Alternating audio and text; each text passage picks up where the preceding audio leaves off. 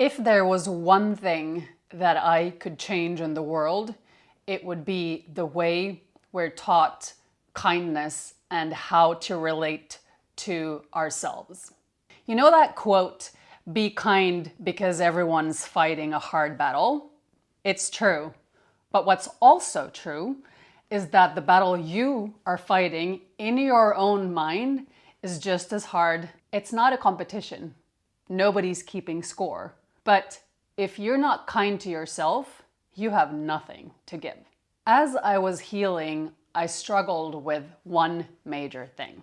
I've shared that I was reading all these books. I was learning from sages and masters and gurus and all sorts of clever people throughout the ages who had taken the time to write a book. And especially in Buddhism, there's a lot of talk about being kind and sharing your kindness and doing kind things for others. Now, don't get me wrong, I'm not saying that you shouldn't do those things, but again, if you don't have any kindness to give because you're so harsh with yourself, then there's no point in trying to share that with anyone else. And I struggled with this because I kept reading that I should be kind to others over and over again. But when you're in that state of mind where you're depressed, when things are not going your way, you're really sick, you're just off track in every single way in your life, you don't really feel like being kind to anyone else. I mean, sure, in the moment, it does feel good to do something kind to someone else, and I get why we are encouraged to do that, but it doesn't feel good. If you're feeling like shit, you can't just change that feeling by doing something nice for someone else. And so I didn't know what to do with that. I kept thinking that there must be something wrong with me. Why don't I want to go out and do random acts of kindness to everyone around me because I'm supposed to and because that's supposed to make me feel good? And it didn't. So I kept reading and reading and reading and listening to people. And nothing really resonated with me until I started understanding that kindness is great, but kindness toward myself is really where it's at. If you're looking for answers, you're not going to find them anywhere else but looking inwards. It's kind of like the dog who's chasing its tail. And I realized that I had been taught to be a nice girl, a good girl, somebody who is always obliging, who's always offering a helping hand, who is always there for everyone. I've always been the therapist, the listener, the maid, the chaperone, the person who is there to help, there to assist, there to just offer something, a part of me, so that somebody else's life could be easier. Now, don't get me wrong, I chose to do that. And I was super resentful when I started realizing what I was doing. Of course, people like having that kind of a person around, because if you're somebody who's constantly offering yourself and your services and your time so that somebody else's life can be better, then of course people want you around. But that doesn't feel good unless it's genuine and you really enjoy doing what you're doing. I wasn't.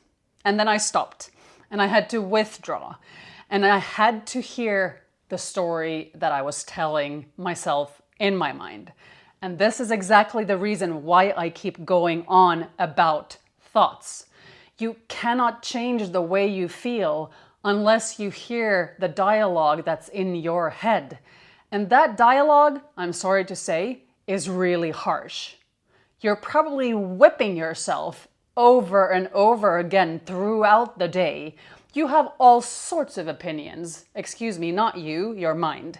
Your mind has all sorts of opinions about the way you look, the way you feel, the way you're supposed to look, the way you're supposed to feel, what other people may think about you, how you should behave, how you should talk, how you should walk, all those things. And the common factor is that it's really negative.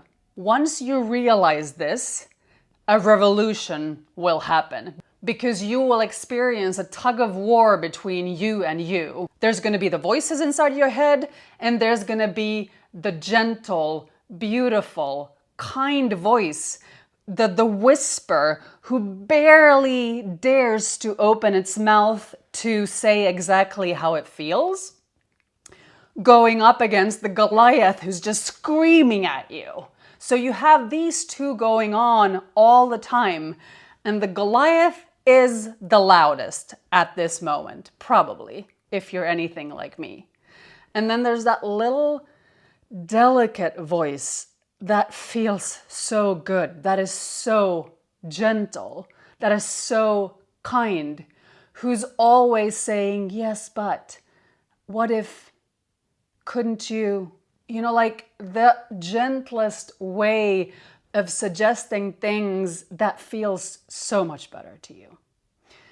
And your job, your privilege in this moment is trying to amplify this beautiful, delicate voice and shut down the rest of them. Because the Goliath and that lump of shit that hits you every single day does not serve you. It may have gotten you to where you are today, and that's great because you learn by having experiences that don't feel that great. But now is the time to be kind to yourself, to start being gentle with yourself, to do things that you want to do, to talk to yourself in a way that is nice, the way you would talk to a baby, an infant, a dog, your best friend, your mother. That's how you want to talk to yourself. Anything else, just scrap that. You don't need it. So bury the fucking whip and buy a blanket instead. It's about time that you start doing exactly what is good for you, disregarding all of those voices that don't serve you. And to do that, you have to get really clear and you have to get really quiet so that you can hear what that dialogue is, because it's there all the time. If you're finding this video helpful, please like it and subscribe to my channel. You can also find a link below to a free workshop that I will be doing. Everything we're taught is related to other people.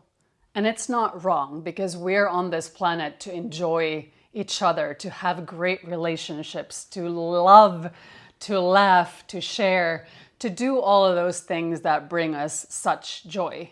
However, there are times in your life when it's time for you to take the time you need to heal and to thrive and to grow and do whatever it is that you need right now. Do not guilt trip yourself into performing or being in any certain way just because you're trying to make other people happy. Right now is your time. Right now might be 2 or 3 years from now. That's okay. It took me many, many, many years to prioritize myself and be kind to myself. And you know what was the most radical thing? I was overwhelmed with sadness when I realized just how horrible I was to myself. It made me so sad because I just looked at myself in the mirror as I realized this, and it dawned on me how much time I had spent putting myself down, criticizing the way I looked, criticizing the way I talked, just having all sorts of opinions about things that were perfect as they were. But I couldn't see that. And as you let that guard down and stop doing that and stop talking to yourself the way you have been doing it, everything will change. You will find so much satisfaction in the moment as you can sit with yourself, look at yourself exactly the way you are today, and be completely happy, content with that person. That's where I want you to be. And that just takes a whole lot of love. You have it within you. You share it so openly with everyone around you. Stop doing it and bring it inwards turn it inwards instead and see what that feels like. I have so much love for you, and I'll see you in the next video.